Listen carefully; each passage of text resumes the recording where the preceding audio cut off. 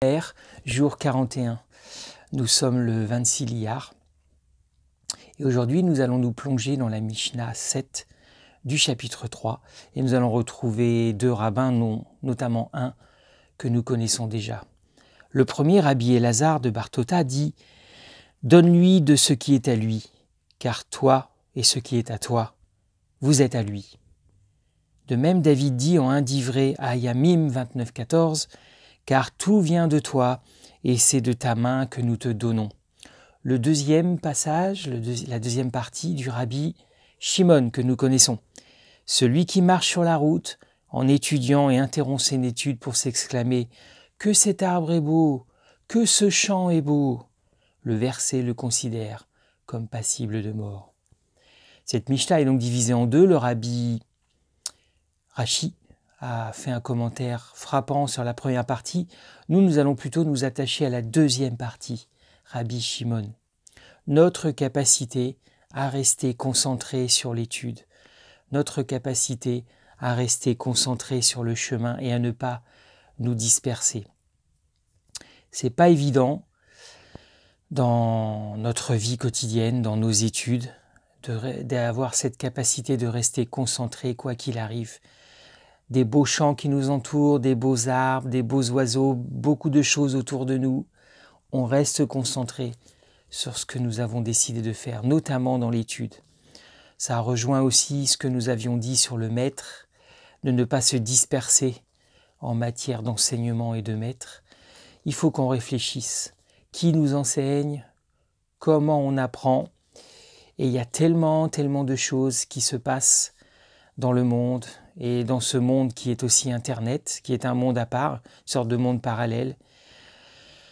On doit faire attention. Oh, qu'il est beau ce site, ou qu'il est beau cet enseignant, ou qu'elle est impressionnante cette théorie.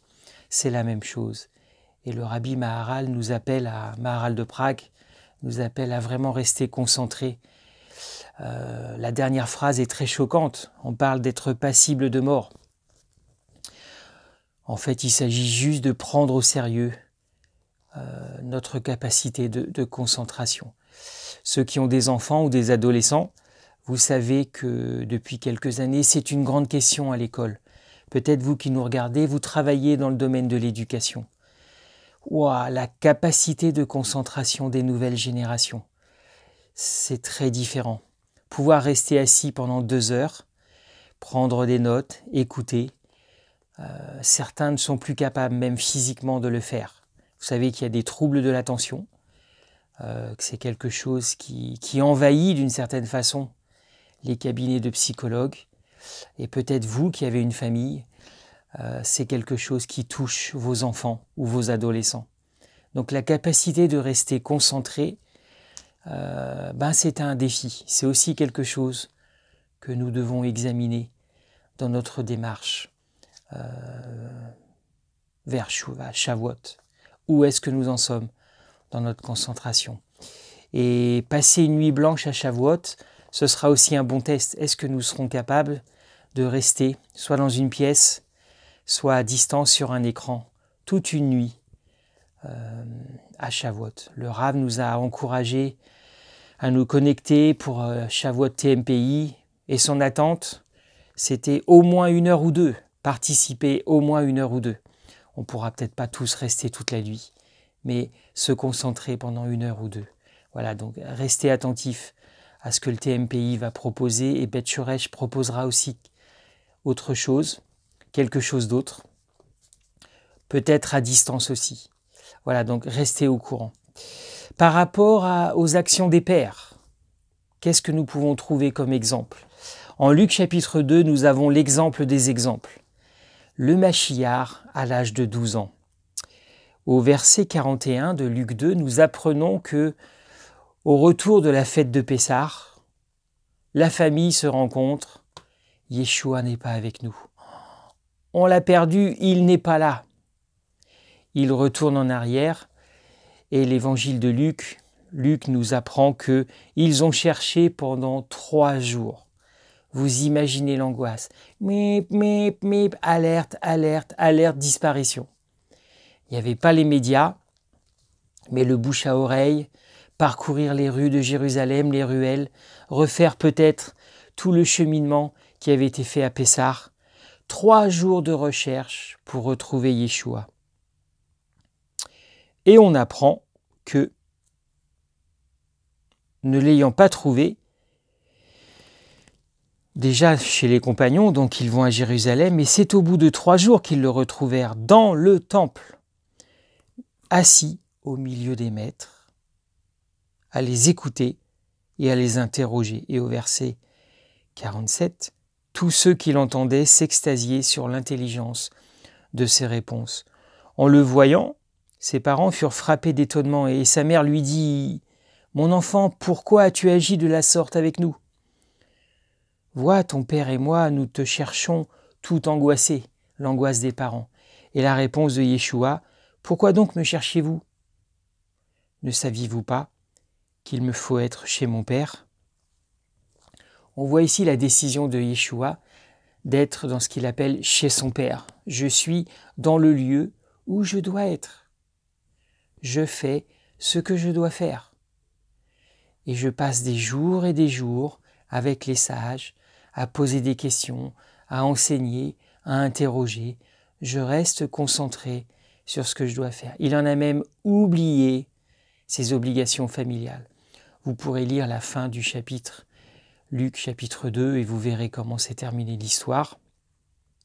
Mais ici, on a l'exemple le plus frappant de cette capacité de rester concentré sur la chose la plus importante. Vous ne saviez pas que je devais être chez mon Père. Et cette notion de Père, cette concentration, on la retrouvera jusqu'à la fin des évangiles et même au début du livre des Actes. Yeshua reste concentré sur ce qu'il doit faire. Il avait beaucoup de tentations, j'imagine, comme tous les enfants de 12 ans, dans sa vie d'adulte aussi.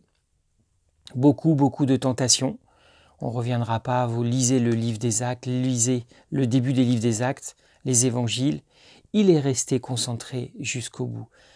Dans le jardin de Gethsémanée, on voit peut-être un instant ultime où il doit se battre pour rester concentré et ne pas se disperser, comme nous l'avons vu dans la Mishnah.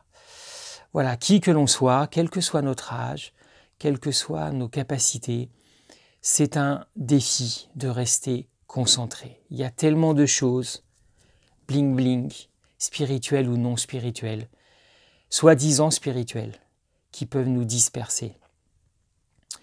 Moi, j'ai plus de 50 ans, même 55, voire plus. On verra ça dans quelques mois.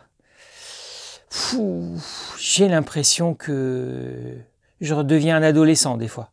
J'ai du mal à me disperser partout. Voilà, donc posons-nous la question, à Shavuot, au pied du Sinaï, est-ce que je m'améliore dans ma capacité de concentration ? Est-ce que je suis capable d'aller jusqu'au bout de ce que je commence ? Grosse remise en question pour moi. Aller jusqu'au bout de ce que je commence. Et vous savez, quelquefois, on peut avoir 50, 60, 65, et quelquefois on peut se retrouver comme un enfant. Moi, j'ai pas la capacité de Yeshua de me concentrer, d'aller jusqu'au bout. Voilà, donc travaillons cela, aidons-nous les uns les autres à aller jusqu'au bout des choses, quel que soit physiquement là où nous en sommes. Restons concentrés, ne nous dispersons pas, quelles que soient les belles choses qui nous entourent. Restons concentrés et allons jusqu'au bout sur le chemin, en nous concentrant jusqu'au bout et en allant finir ce que nous avons décidé de commencer. Je souhaite une bonne journée à tout le monde, à tous les amis et à toutes les amies de Beth Shoresh. Bonne journée, à demain pour une nouvelle Mishnah. Au revoir les amis.